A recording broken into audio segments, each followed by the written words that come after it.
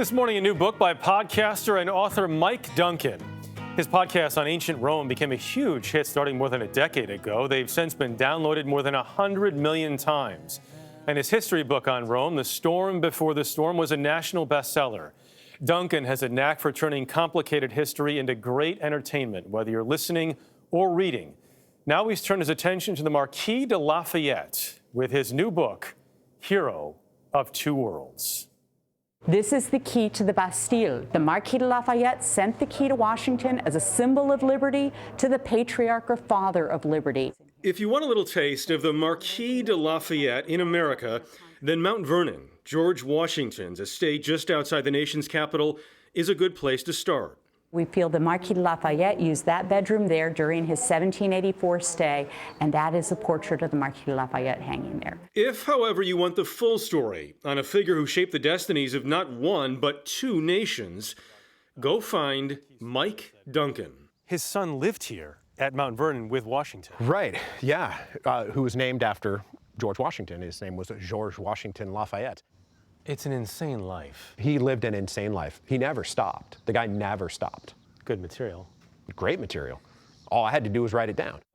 Duncan became obsessed with Lafayette while doing podcasts covering great political revolutions in history. When he first arrived, Lafayette was just another in an endless line of French soldiers of fortune who showed up on Congress's doorstep looking for fame and glory and honor. So obsessed, he told his wife he wanted to move to Paris to research a book.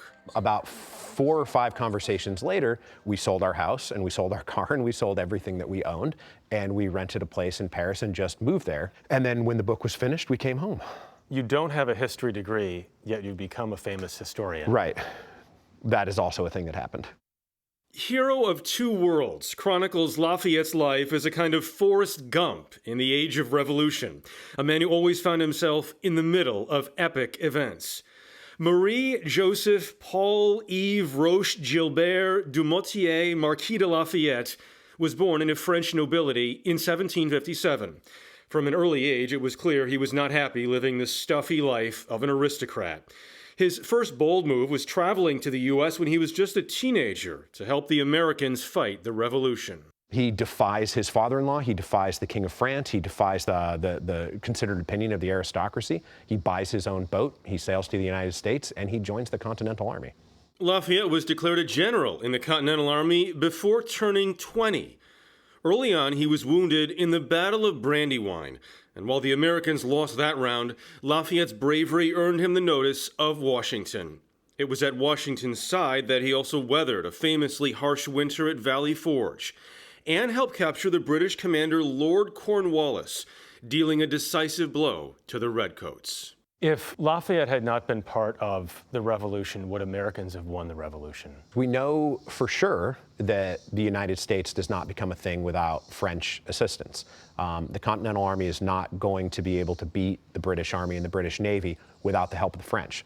Lafayette was at the very leading edge of official recognition of the United States by France and the movement by the Kingdom of France to support the colonies. So, absent Lafayette, does France get into the war? Maybe yes, but with Lafayette there, absolutely. After helping the Continental Army win and spending 2 long stretches in the New World, Lafayette went home and in 1789 found himself in the middle of another revolution.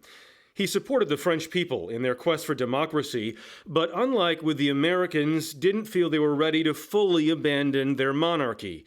Those split loyalties came at a cost. Lafayette's great asset was his perseverance, his ability to endure and continue to carry forward. I mean, he almost gets his head chopped off in the French Revolution. That doesn't make him stop. He winds up in a dungeon for 5 years. That doesn't make him stop.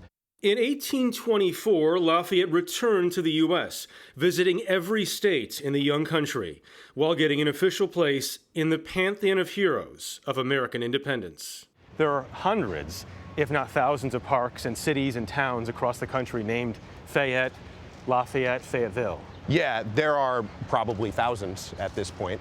And this park was named after Lafayette when he was here in over 1824 and 1825. A statue in the park facing the White House was added in 1891. If he came back and saw this today, he'd be very happy. He'd be very happy himself. Yeah, and he would, I'm sure, give a suitably humble speech about how it wasn't him, it was everybody together, and he's just, he's just here, and he loves every minute of this. As debates around the country continue about monuments to our nation's earliest leaders, Lafayette's legacy and reputation have remained largely intact. Not just because he always strived for the same ideals people still want today, like unity and equality, but also his position on slavery. After the war and after he goes back to France, he decides that liberty and slavery are, in fact, incompatible. And that if the American Revolution is going to fulfill itself and make the mark on the world and on history that it needs to make, the Americans need to free their slaves.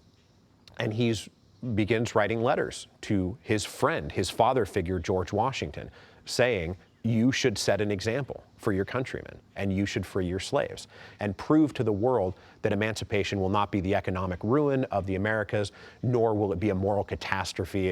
It will simply work out well for everybody. And he stays on this for the rest of his life. The Marquis de Lafayette lived his life trying to make the world a better place, surrounded by some of the most significant figures of his time. But as Duncan explains, in his entertaining style, nobody's perfect. There's two ways to interpret Lafayette.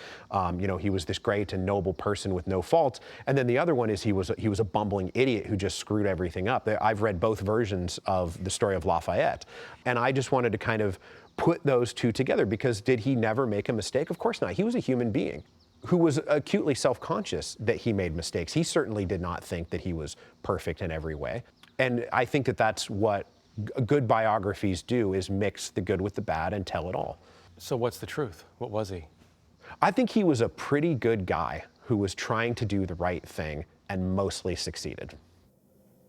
My favorite history book I've read so far. Really? This year. Yeah, Duncan just has this approachable, easygoing style, and the book moves. I just look forward to picking it up every time. What's the Marquis' full name again? Yeah. I'm not going to do that. Oh, it's here. Marie Joseph Paul Yves Roche Gilbert du Motier, Marquis de Lafayette. We like it. Rolls right off the tongue. Very good, very good.